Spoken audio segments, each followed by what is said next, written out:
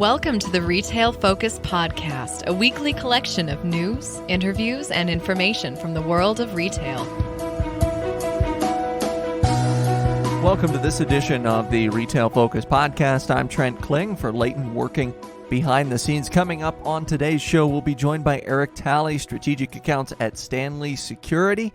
STANLEY, a lot of people familiar with the brand, but they are a leader in the retail security space. We're going to talk to Eric about everything from loss prevention to ensuring that fire response even is as quick as can possibly be for a retail store, as well as after-hour security. A lot of interesting topics come up during our conversation with him. In news, we're going to talk about a multitude of things today. Not only did several retailers release earnings, including CVS and the likes of Ingles Markets, but we'll talk also about Sprouts and Whole Foods a little bit later on in the show and look ahead to how a shortage of shipping containers might be affecting the holiday season for retailers. Our podcast is brought to you today by Quantum Metric. We'll talk more about them later on the show, but happy to have them as a partner with the Retail Focus Podcast. Now that we've previewed everything, the obligatory reminder that you can like us and rate us on any podcast listening platform you so choose. That could be Apple Podcasts, that could be Amazon itself, that could be Google's podcast platform, any of those, Spotify as well. Your ratings help others that are retail focused to find our podcast. See what I did there? You can also check us out on Instagram and Twitter at Retail Podcast. Leighton just uploaded a picture of a sunset over a Macy's in Novi, Michigan. So if you're into the scenic part of retail, that is up on the Instagram page as well. So we begin today's show with CVS as they announce strong front store sales in Q2, as we so often do when we talk about CVS, Walgreens, or Rite Aid.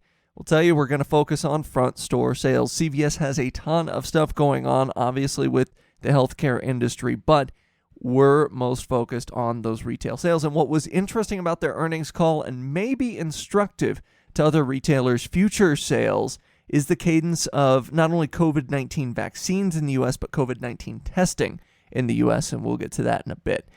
As a background, though, for CVS, generally speaking, pandemic sales have been relatively strong, not just in pharmacy, but also their front store sales.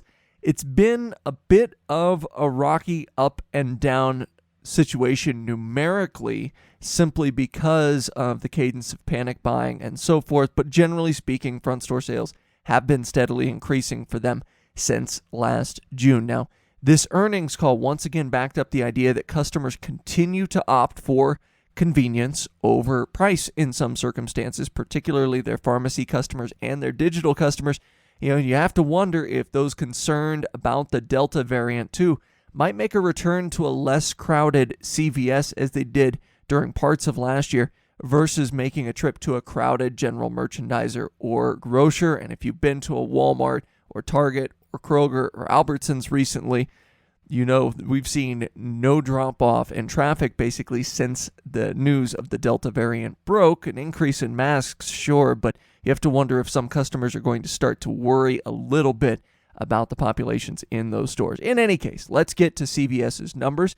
They saw company-wide revenue come in $72.6 billion for their second quarter. That's up 11.1% over last year, and that's a substantial jump for them, although, as we'll discuss, not all of it came from their retail operations. Meanwhile, they saw adjusted earnings per share, the entire company did, of $2.42, beating analyst expectations by 17%. Zacks consensus estimates had them pegged at $2.07 per share. Now, their operating income did decrease from last year, although this was a factor of low utilization levels in their healthcare benefits segment from a year ago, not really something that we discuss on the podcast. Their decrease in operating income did not come from their retail segment, which was actually up and helped to offset any decreases from the HCB program that CVS has. And specific to their retail business, total revenues for them came in at $3.07 billion over last year. About $1 billion of that was due to COVID vaccinations, but overall an increase of 14.2%. And generally speaking, as I mentioned, some of it came from COVID vaccination income, which they didn't see last year, but a variety of factors really fueling their retail sales. Increased script volume because people are actually getting prescriptions filled. They were holding off on it a little bit last year. Higher diagnostic testing revenue because people are coming into stores now for other things besides just COVID testing.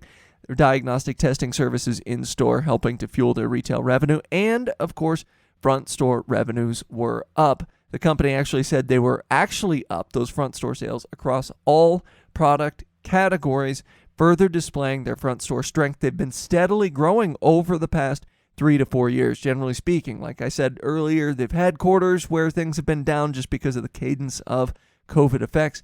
But generally, their front store has been in growth mode over the last 3 to 4 years. Not as much as their pharmacy has, mind you, but still growth nonetheless. The quarter in which, if you look back, they were most adversely affected by COVID negatively in terms of effects regarding front store sales was the first quarter of this year. You look, comps were down 10.9%, and this was as a result of them lapping panic buying last March. In the second quarter of 2020, comps were down 4.5%, and that would probably be the second quarter where things were negatively impacted by COVID. However, this quarter saw comps bounce back in a big way, as we've seen in other quarters for them, increasing front store sales by 12%, and that's on the comp front. Overall front store sales were up 12.9% when you factor in new stores. Now, like I said, this is against the backdrop of a 4.5% decrease in the second quarter a year ago, but still the 2-year stack looking very positive for CVS, and that's why we say in aggregate, it seems like they've been able to weather the COVID storm in a favorable fashion compared to their pharmacy brethren in Walgreens. And again, you have to look at that 2-year stack. Better shape at the end of the second quarter than they were in 2019. That's what we've been seeing from a lot of retailers in general, not just retail pharmacies. Now, a few brief notes from the call.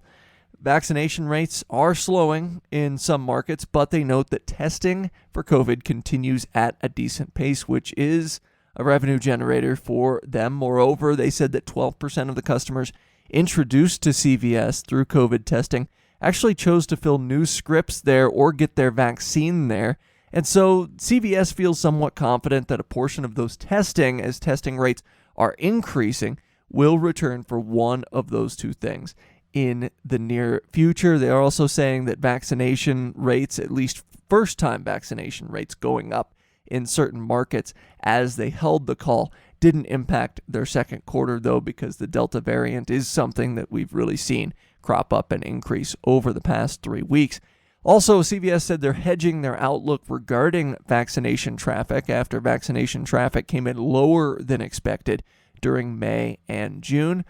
But they noted the spread of the Delta variant and potential for also booster shots being required or recommended in the future by the FDA as things that might increase that vaccination traffic again. And they said even if vaccination traffic doesn't increase, the fact that testing traffic is increasing, this could also mean an increase in cough, cold, and flu product sales in front store during a time of year where historically in August and September those products really haven't been super popular, but this has ripple effects too, including a potential need for increased staffing if trends continue, if more people continue to get tested for that Delta variant. They said nothing regarding COVID and the pharmacy sector happens in isolation. Everything has ripple effects, and that's something that CVS has their eyes peeled for.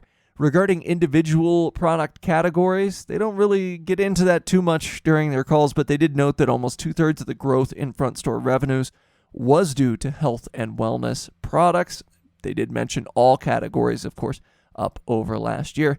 And during the call, they also announced the intention of increasing associates' minimum wage to $15 by 2022. CEO Karen Lynch noted that 65% of their hourly employees are already at or above this rate, so it's just a matter of getting the other 35% there. Most of the impacts are going to be felt around pharmacy techs and front store employees for CVS. The company will begin the series of increases starting this September, just 1 month from now, at the tune of about $125 million of an impact to their bottom line in the second half of the fiscal year to try and get everyone to that wage level. And finally, we found it interesting that they didn't note their new private label rollout for front store products or the impacts from it during the call. And granted, CVS has a lot to talk about during these earnings calls with the health and wellness aspect and the retail aspect both, as well as the pharmacy aspect. In May, though, CVS announced 150 new private label products having been launched, and that's a huge increase for a retailer with a limited number of SKUs compared to, say, Kroger or Albertsons, because we might have one of those two companies, say, release 400 new products in a quarter, and then that would be noteworthy. But as far as CVS is concerned, they did launch 150 new private label products. No update on how those are impacting front store sales or margins. I might add their leadership pretty good about talking just in generalities on calls, which is why we never get category comp breakdowns on the call. So even if someone had asked about it, not sure they were going to bring it up. But certainly something to keep an eye on potentially for future earnings calls as CVS continues to build out their private label product selection, something that we've seen Rite Aid, by the way, be very bullish on over the last year plus. Well, that'll do it for the first segment of the podcast this week. Coming up after this break, we'll be joined by Eric Talley of STANLEY Security. We're going to talk to Eric about everything regarding retail loss prevention and security. That includes video surveillance. That includes security when the store is open. It includes an increase in theft over the last year and what retailers can do to help to stem that off, as well as new technologies that are being used in this space.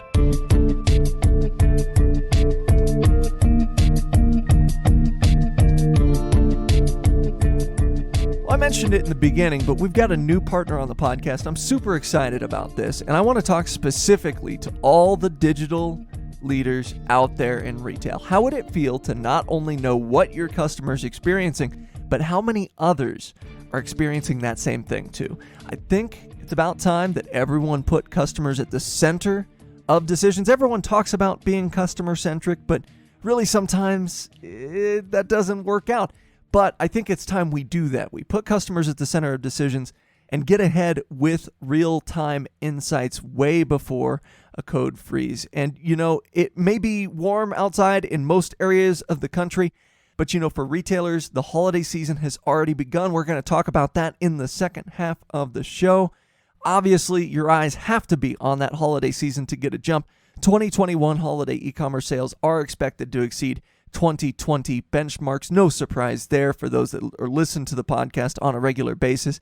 And you should be prepared to capture every customer revenue opportunity. With Quantum Metric, you can be. Their unique approach to the digital customer experience helps today's top retailers and e-commerce brands quickly identify and prioritize the big and small revenue opportunities that keep customers engaged and coming back. Talking about continuous product design here, they help retailers we talk about all the time on the show. Tractor Supply Company, one of the favorites of the show, Joann, among many others.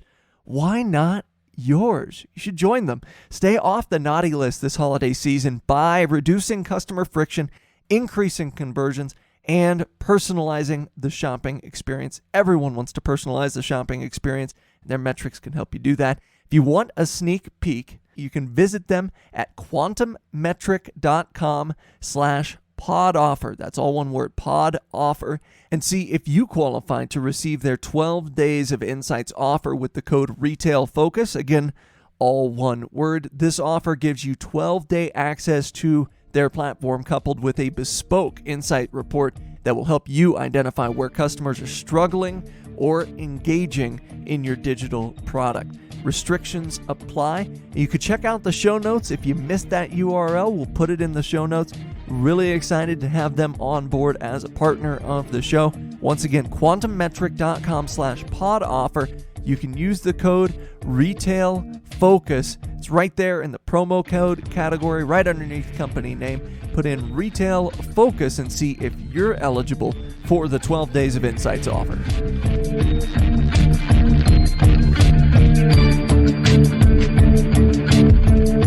Among all the of topics often talked about in retail stores amongst management, loss prevention is near the top. Yet, theft prevention and security as it pertains to retail is rarely discussed in the retail media. And we're going to change that today as we're pleased to be joined by Eric Talley, Strategic Accounts of STANLEY Security. STANLEY is a leader in the retail security space, providing various retail loss prevention solutions, including real-time location systems, visitor management, and, of course, the basics like intrusion systems and alarms. Eric, thank you for joining the show today. Thanks for having me, Trent.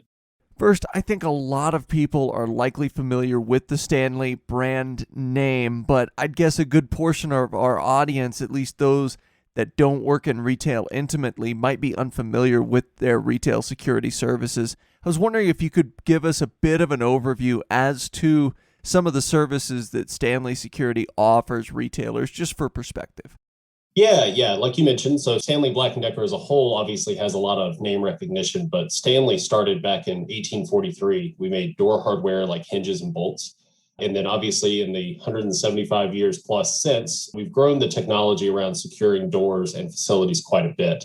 Some of that's organic, some of it's been key mergers and acquisitions along the way, but now we're one of the leading security providers in the world. In the retail sector specifically, we protect people, product, and facilities through multiple avenues. The most vital and probably the easiest to spot when you're out shopping would be video surveillance.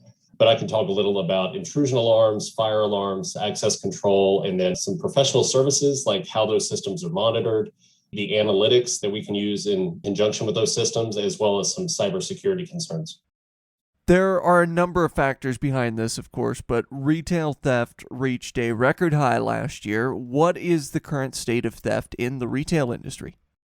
Last year kind of created the perfect storm for that increase. So it jumped from around $50 billion to 61.7.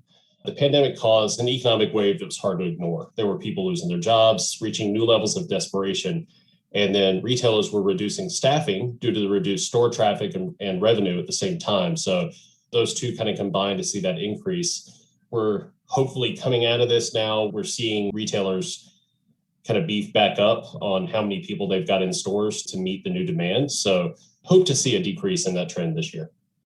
I think when it comes to discussion about loss prevention, usually that discussion starts with theft, whether that be external or internal, but at least in terms of external theft, what are some retailers doing kind of in the here and now to combat that and keep from adding to those numbers you were just discussing?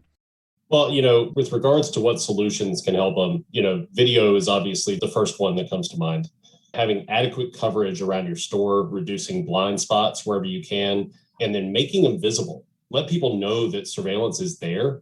Use signage, have the cameras out in place so people can see them. Hidden cameras aren't a deterrent. They'll let you confirm that you lost what you think you lost, but visible cameras, around a store, covering all the aisles, that kind of thing, that helps deter, makes people think twice.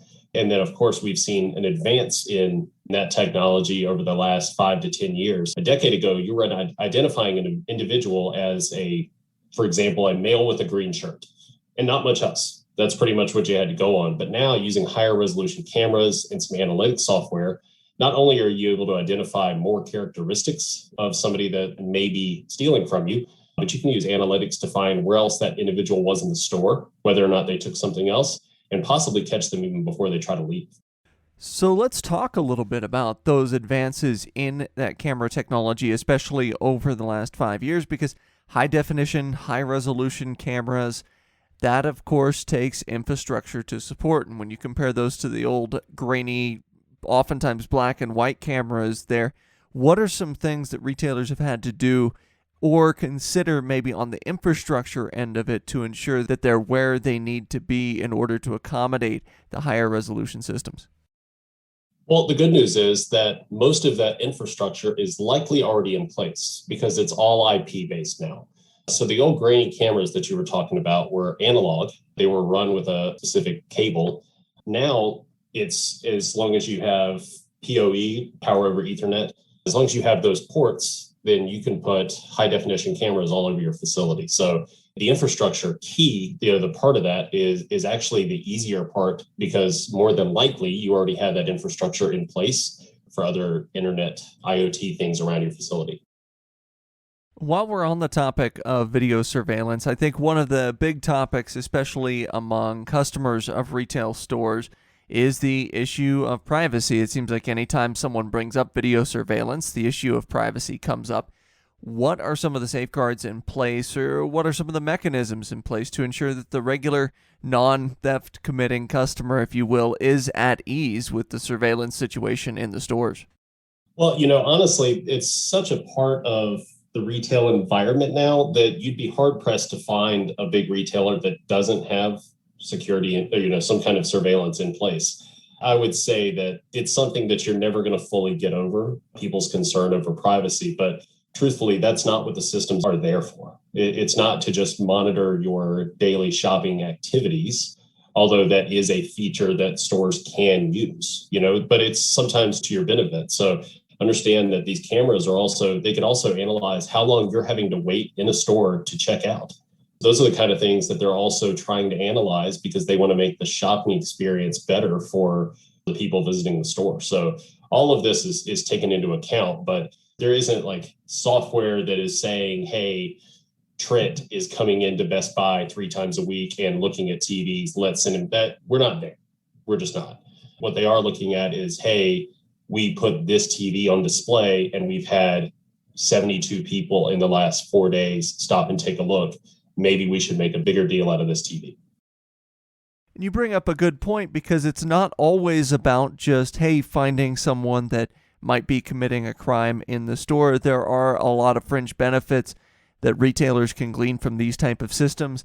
A lot of analytics, a lot of data that they can get from these systems, as well as, obviously contact tracing has been big, of course, with the pandemic. What are some of the things outside of just finding shoplifters that retailers can glean from these type of systems?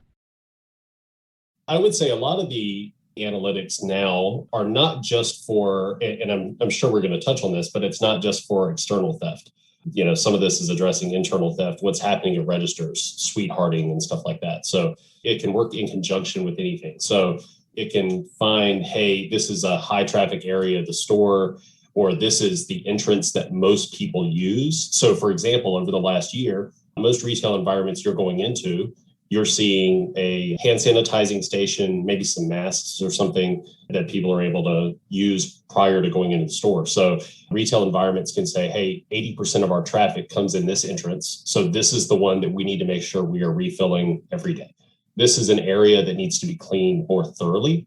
And that kind of stuff is, not just the right thing to do amidst a pandemic, but anytime, but it's also highly marketable. You're able to show people that you're creating a clean, safe environment for the shoppers as well. To this point, we've talked a little bit about external theft, but internal theft is a significant issue as well. It's not just people outside the company that might be shoplifting, let's say. So to what extent is internal theft affecting retailers currently? And are there other forms of theft that just in general might fly under the radar for those on the outside looking in terms of retail? Yeah, internal theft is actually responsible for a large portion of that total dollar loss that I mentioned earlier. So as an example, the average internal theft is around close to $2,000 per incident, while, an external is around between $400 and $450.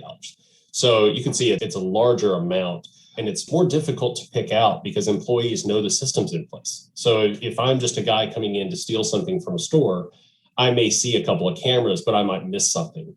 Whereas an employee is in there every day, they may know where the blind spots are. Your employees might have even seen your camera array on a screen and know exactly what it's looking at and what it's not.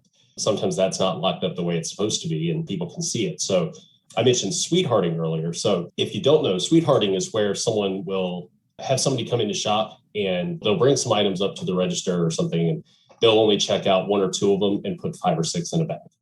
All right. So that kind of thing is really hard to detect just by looking at video footage. Whereas there are systems that integrate between the video and the POS system to do what we call exception-based reporting. So for example, if you void something on a transaction, if you refund something, all of that is sent to a manager with the video clip so that the manager can see, okay, this void was real. It wasn't somebody scanning a $60 item and then voiding it and putting it in the bag.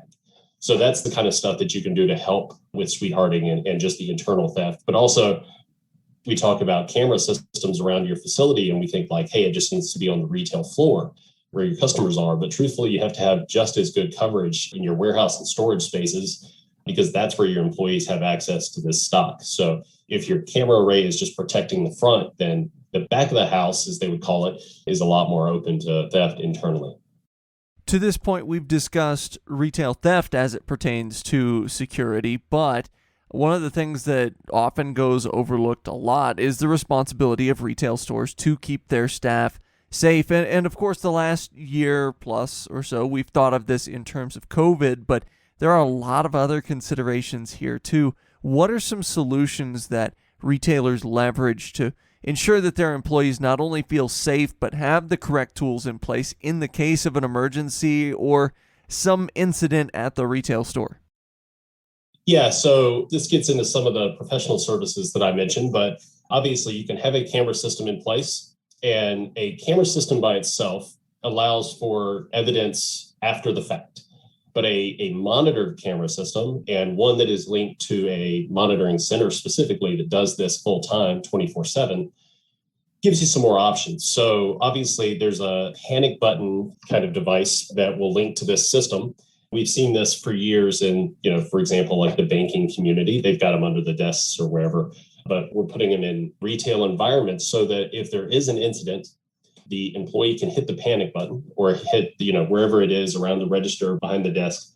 And our monitoring center can look in, not just look in and call for a response from local police, but if you choose, we can also come over the speaker. It's, of course, additional systems, but when you have a speaker in place, we can come over the speaker and say, this location is being monitored by Stanley Security. Police have been asked to respond. That kind of thing can let somebody know that like, hey, it's not just you and this employee. Now you are in a situation where we are recording this event and we've already called for police response. So it takes some of the pressure off of the employee who may not be in a position to relay that information themselves. And something else that you brought up in the introduction is something that oftentimes is not top of mind necessarily for retailers, but that is fire, whether it be mitigation or response. What are some of the mechanisms retailers have in place to not only mitigate these concerns, but also ensure fast response through whether it be monitoring or other systems? Yeah, so, fire response is typically pretty immediate. All right. Like when a fire alarm goes off in a retail environment, we immediately alert authorities, local authorities to that location. Fire trucks go. There aren't false alarms in fire aren't as prevalent as they are in intrusion. So typically when there's an alarm, fire trucks go, they respond, they'll get to it as quickly as they possibly can. That's not always the case with false alarms and intrusion. I'm happy to touch on that a little bit too, because that is something that is a definite concern. We've talked about during hours stuff, but there's also after hours theft. So, but yeah, with fire, it's typically smoke or heat sensors that immediately alert our monitoring center. Yeah, let's talk about that after hours theft, because again, I think if you work in retail, that's something that you're very, very aware of is break-ins after hours. But again, theft, shoplifting takes most of the headlines. What are some of the things in 2021 that retailers have been doing or can do to mitigate these type of circumstances, but also ensure that response is quick by authorities? Yeah, the pandemic saw a rise in after-hours break-ins as well to many retailers. A lot of that was because the reduced hours they were open, whereas, a retail environment used to close at maybe 9 or 10, would open back up the next morning at 8 or 9. As I'm sure you saw, a lot of places were closing at 6, and then they weren't opening until 10 or 11. Reduced hours, that means more time where people could try to make this happen. So it's unfortunate. This number is slowly improving, but false alarms still make up over 90% of alarm activity. And local police know this. They know that most of the alarms they are responding to are false.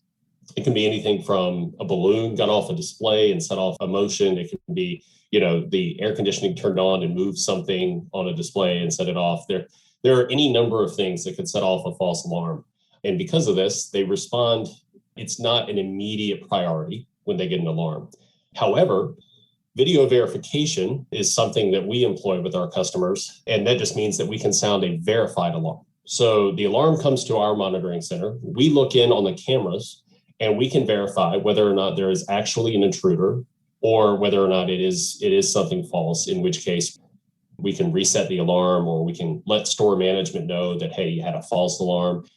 All of that's up to the retail environment, how they want their chain of response set. But when we call in a verified alarm, police hit lights and they go, because they know for sure there is somebody in a space they are not supposed to be in. It causes a quicker response and lessens the chance for damage at your location. Certainly cuts down the boy who cried wolf effect just a little bit, I would think. I wanted to ask you, because you're someone, again, that works with retailers on a day-to-day basis, connects with retailers about these solutions. When a retailer approaches a company like STANLEY Security, what's top of mind for the retailer? What's that dialogue like as you determine what that retailer is looking for and what system might work best for that individual retailer? Obviously, one of the first things that comes up is like, hey, we need systems that protect our people, protect our facilities, but at the same time aren't detrimental to our shopping experience. All right. So people don't want to feel like they're shopping in a prison. They want the freedom to shop. Everything needs to be marketable and look nice. So that's one of the first things that comes up. But I would say false alarms are one of the second most talked about, because anybody that has worked in retail has been a store manager or an assistant manager that gets a call at 2 a.m. that something has happened at your store, to find out that nothing really did. So that's probably the second biggest thing that we address, are false alarms. We've talked a lot about the present in terms of theft prevention, loss prevention, all of that. What is the future as it pertains to loss prevention, theft prevention, and the like? Yeah, so electronic security as a whole has made advancements that help retailers protect their staff and inventory, but we're far from our peak here. Every time we think we've seen the best cameras, the best analytics, they tend to improve year to year. So new technology being utilized in the future will give them the opportunity to grow their business while protecting it. So you're talking camera streams to identify areas of growth, the bottlenecks in the checkout lines and shopping areas, customer flow through the business presents marketing opportunities, all of that. And I would say the biggest thing, if we're talking about future protection and future security, is a cybersecurity aspect. So we talk a lot about how video surveillance and access control can limit access and theft in store. But probably one of the bigger concerns that retailers, especially small retailers now, are encountering is cyber theft. So most of your credit transactions, your POS transactions, are coming over the internet. Somebody that can hack your network and sit in there and gather credit cards for a week, they never have to touch your facility. They could be in another state, they could be in another country. They get all of your customers' credit cards, and then you have to send out one of those unfortunate emails that I'm sure we've all gotten at some point that says, we apologize, but while shopping in our store, your credit card information was compromised. Note, that doesn't look good for anybody. It doesn't feel good as a consumer. It doesn't feel good to send that email as a retailer. So that's the kind of thing that people are going to have to start addressing more, is that network protection aspect of this that says, I have to protect my people, my inventory, my facility, and my data, because the data is probably the most sought thing that you have in your store. Certainly so many things to be mindful of as we head full on into the 2020s. Well, once again, Eric Talley, Strategic Accounts at STANLEY Security, thank you so much for joining us today, discussing matters of retail loss prevention. Thank you, Trent. We thank Eric for joining us on the show. We like to circle back to loss prevention a couple of times a year if we can, because it is a category in retail, just like so much out there, that has really developed over the past 5 to 6 years. 5-6 years ago, we were still seeing plainclothes loss prevention managers wandering around the store. Not a whole lot else now. You see all kinds of security measures implemented. And as Eric mentioned, it's not just about keeping theft down. It's also about the idea of protecting your associates. We talk so much about increasing the minimum wage for associates and the like, but really, you want your associates to feel safe. And he said that's the first thing on every retailer's mind, is to ensure associate safety. So great insight on the industry there.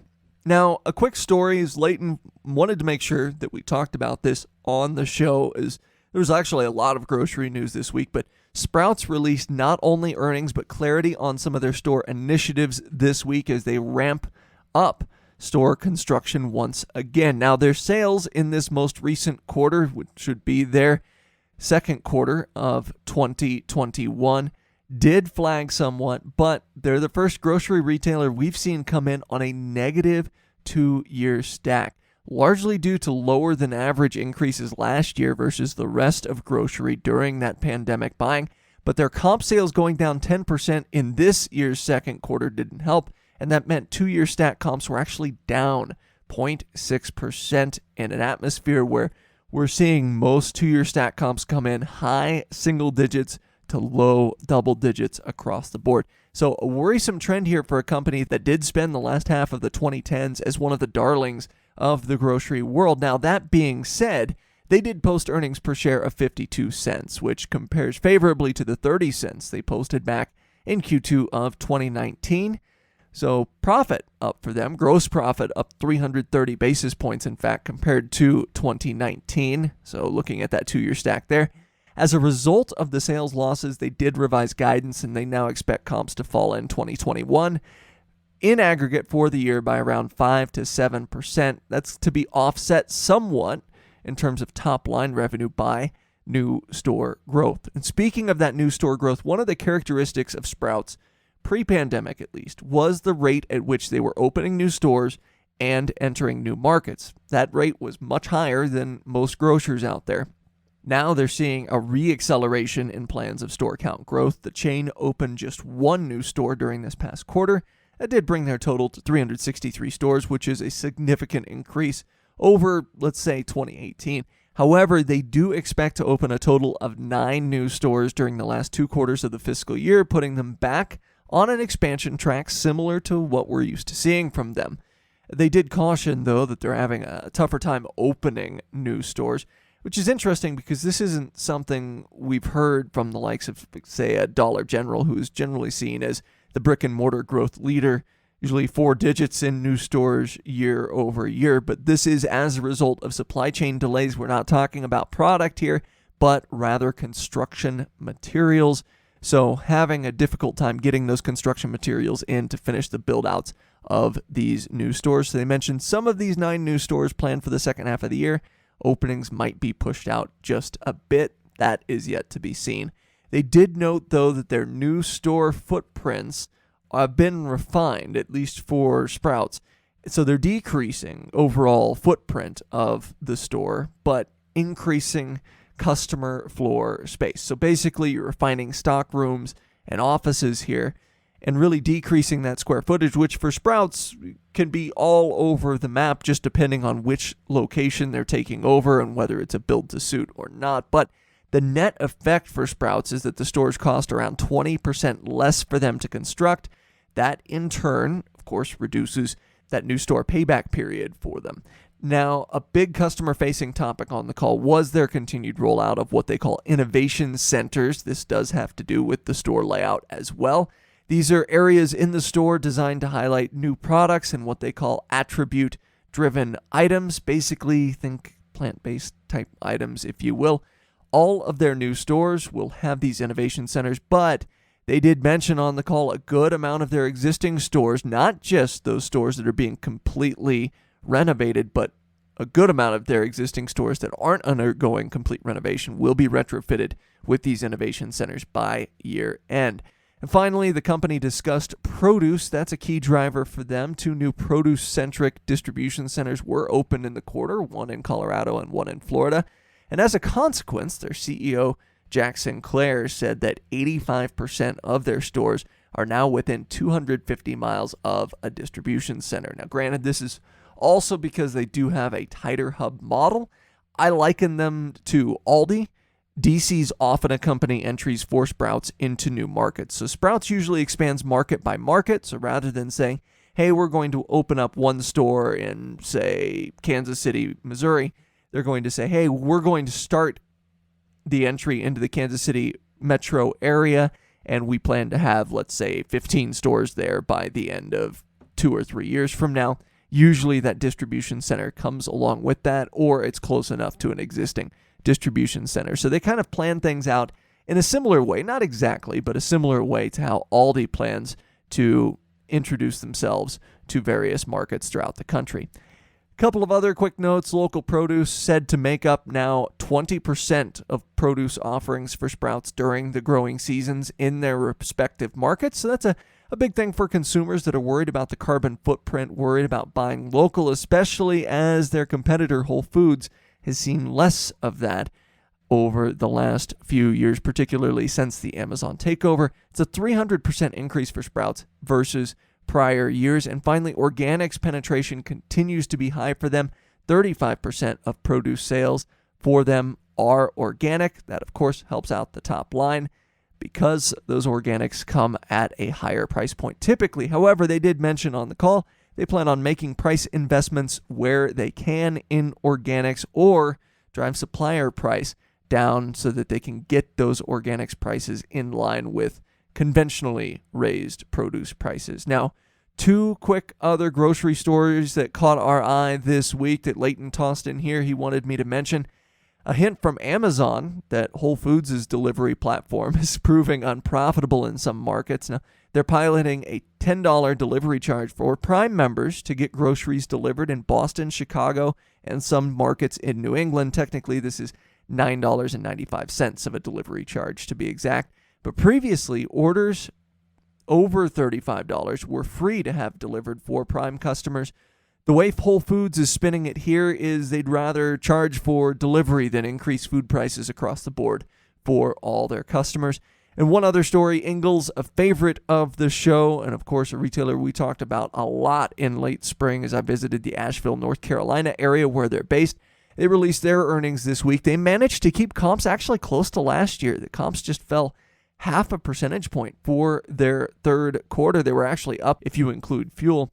However, their comps are up 23% on a 2-year stack, which is fantastic. We talked at the beginning of the Sprouts story about retailers, grocers at least, coming in maybe low teens, maybe high single digits on a 2-year stack, but 23%, very impressive for Ingles. Overall net sales for them were up 7.4%, helped out by those fuel sales I talked about and the opening of 1 new store versus last year. Grocery transaction count was up 8.2%, basket size down an even 8%, and this was expected given that customers are making more frequent trips without that hoarding activity we were seeing going on during last year's late spring and early summer.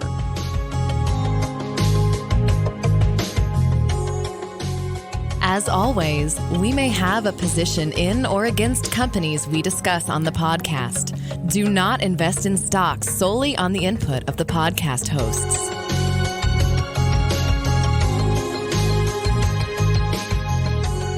We've reached the final segment of the Retail Focus podcast. We call it Looking Ahead, and this week we're looking ahead to a shipping container crisis. At least that's what Forbes is calling it. A good article from Joan Verdon via Forbes talks a little bit this week about toy manufacturers feeling a crunch because of the cost of shipping containers. And the article says that toy makers, and this is specific to toys at least, are being charged $20 to $25K for 40-foot containers. Those standard shipping containers that you see, they typically would have cost $3,000 to $4,000. So this is another aspect of supply chain that we talk about, not only a shortage of labor, but now a shortage of shipping containers. The article on Forbes goes on to discuss the impact to toy makers, specifically as it pertains to big versus small toy makers, how bigger toy makers have more leverage as far as these shipping containers are concerned. But of course, we're looking ahead to how this is going to affect holiday sales in retail because, of course, toy sales go up during the holiday season. This year is expected to be potentially another robust holiday season where we've seen year-over-year increases generally for the last several years. So how do retailers handle this? Now, it could be said that toy makers might increase the MSRP on their toys. Is that something that trickles down to retailers, or retailers will uphold? Will retailers make pricing adjustments there? And how does this affect the consumers' buying habits as they head into the holiday season? Will a family continue to spend, say, $100 on toys regardless of how many pieces that buys? Or will they pony up the extra money to ensure that just as many pieces as they would have bought last year are under the Christmas tree or given for holiday celebrations, as the case is? I think this is interesting because we've seen retailers crow generally about increased toy sales over the last few years. Part of that is because of consolidation in the industry after the bankruptcy of Toys R Us and the closure of other retailers. Part of that is because of just increased spending, like what we saw in the holiday season in 2020, as people had more of that discretionary income to spend because they weren't spending it on eating at restaurants, they weren't spending it on experiential things, they weren't spending it on traveling.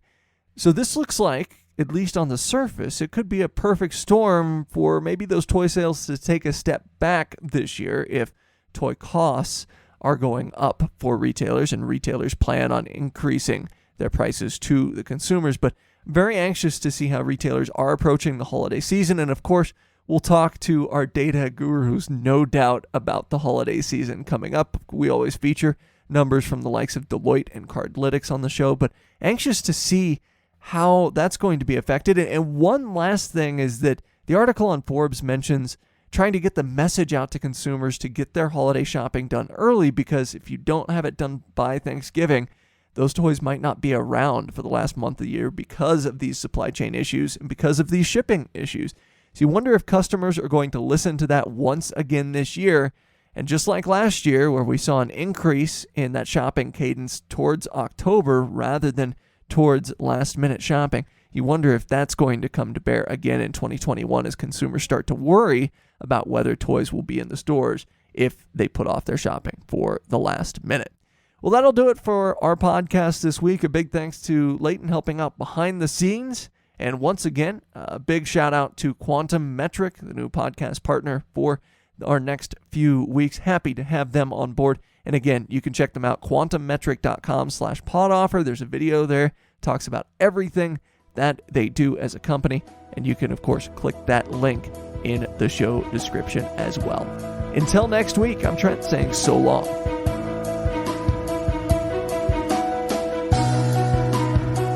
This has been the Retail Focus Podcast. For more, visit our website at retailfocuspodcast.com and subscribe on iTunes or Stitcher.